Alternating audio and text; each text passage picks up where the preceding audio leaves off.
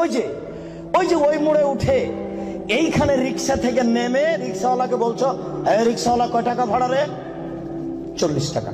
হ্যাঁ বেটা 20 টাকা ভাড়া, 40 টাকা চাও। এক থাপ্পড় দিয়ে 20 টাকা দিয়ে বিদায় করে দিলে। এখন এই পাপ তওবা করে ক্ষমা হবে না, মরা পর্যন্ত কাঁদলেও হবে না। এটা খুবই জটিল। জেনার পাপের চেয়ে রিক্সাওয়ালাকে একটা থাপ্পড় মারা কত যে কঠিন, আপনাকে আমি কি দিয়ে বুঝাই? এই ছেলে, তোমার বাপ দলীয় দাপটে জমি দখল করেছে, দিন রাত যদি তোমার বাপ তাহাজ্জুদ পড়ে হবে না। শফিকুল ইসলাম জাগরণী বলেছেন, লাভ হবে না কবর পাকা করে দিয়ে সান, বাপের কবর যদি স্বর্ণ দিয়ে বানান কোনো লাভ হবে না। নজরুল ইসলাম বলেছেন, মসজিদের পাশে কবর দিও ভাই। মসজিদের পাশে কেন, আপনার বাপের কবর যদি কাবা ঘরের নিচে ঢুকিয়ে দেন 1 পয়সা লাভ হবে না। শুনুন, রিক্সাওয়ালাকে থাপ্পড় মেরেছেন, ক্ষমার পৃথিবীতে কোনো সুযোগ নেই।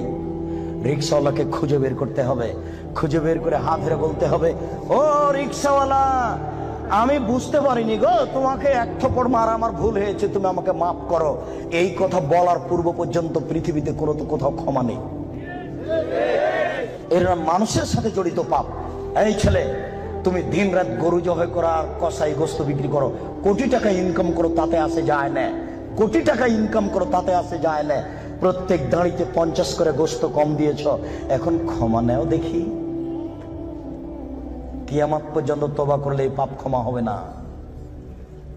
যে না যত বড়ই পাপ হোক না কেন, গোস্ত ঠগিয়ে বিক্রি করার চেয়ে ছোট, গোস্ত ঠগিয়ে বিক্রি করার চেয়ে অনেক বেশি বড় পাপ।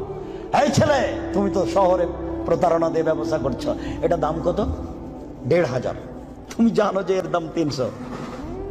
আচ্ছা 300 তুমি 500 চাও, চলন্ত বাজার যদি এর 2000 টাকা হয় তবু জায়েজ।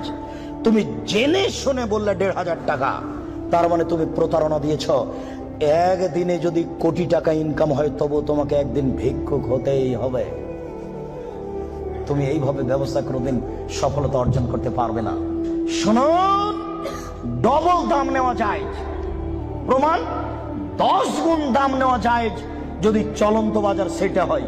প্রমাণ, আল্লাহ রসুল বলেন, আনাস, এই যে 1 টাকা নাও, ছাগল কিনে নিয়ে আসো। আনাস বাজারে গিয়ে 1 টাকা দিয়ে ছাগল কিনে আরেক জায়গাতে 2 টাকায় বিক্রি করেছেন। 2 টাকা দিয়ে বিক্রি করে আবার 1 টাকা দিয়ে একটা ছাগল কিনেছেন আর 1 টাকা নিয়ে চলে এসেছেন। আল্লাহ রসুল, এনেন একটা ছাগল আর 1 টাকা। আনাস, কি ব্যাপার? তোমাকে যে আমি টাকা দিয়েছি একটা ছাগল কেনার জন্য, তো টাকাও দিচ্ছ, ছাগলও যে দিচ্ছ। আল্লাহ রসুল, আমি বাজারে একটা ছাগল কিনে ওকে 2 টাকায় বিক্রি করেছি, তারপরে 1 টাকা দিয়ে আরেকটা ছাগল কিনেছি আর 1 টাকা ফিরে নিয়ে এসেছি। আচ্ছা বারাকাল্লাহু ফি তিজারাতিক, আল্লাহ তোমার ব্যবসাতে বরকত দান করুক। কি বুঝলেন? ডবল দামে বিক্রি করেছে। ঢাকার ওই পারে যদি 1 টাকা বড় 600 টাকা গজ হয়, আর এই পারে যদি 1200 টাকা গজ হয় তবুও জায়েজ।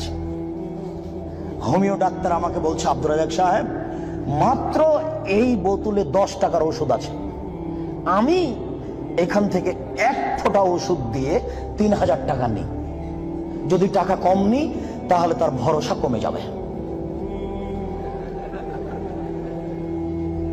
একদিন পরে আবার এসে বলছে ওষুধ দেন।